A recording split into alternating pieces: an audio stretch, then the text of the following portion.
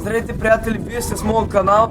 В момента цялото видео мисля да го направя с малкия фотоапарат, дано да не спре батерията. В момента сме в град Дебелец, в моята къща тук.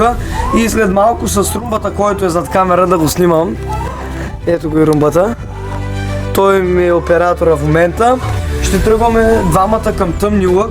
Взел съм, румба изчакай малко, взел съм цяла раница тук с работи. Не е цяла пълна, имаме едно горище, храна имаме и отдолу е дрона. Ако не сте гледали предния клип, гледайте го, в него го разопаковам DJI Mini 3 с колелетата и тръгваме за Тъмни лъг. Той се намира горе-долу на 5 км, да кажем, от Дебелец, така че нека да тръгваме и таман да видим какво му е нивото.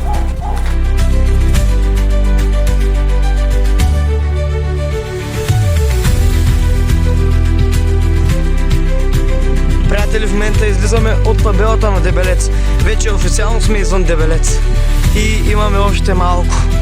Трябва да пресечем само главния път. Току-що пресякохме главния път, ето го зад мене.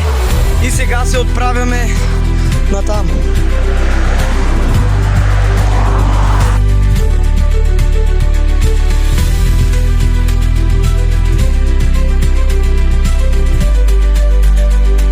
Току-що минахме през най-калното място тук, а именно тази лодка е там, която е голяма, не знам дали се вижда много добре. Аз загазих, ето както виждате, колелото ми е леко, румба, покажи го.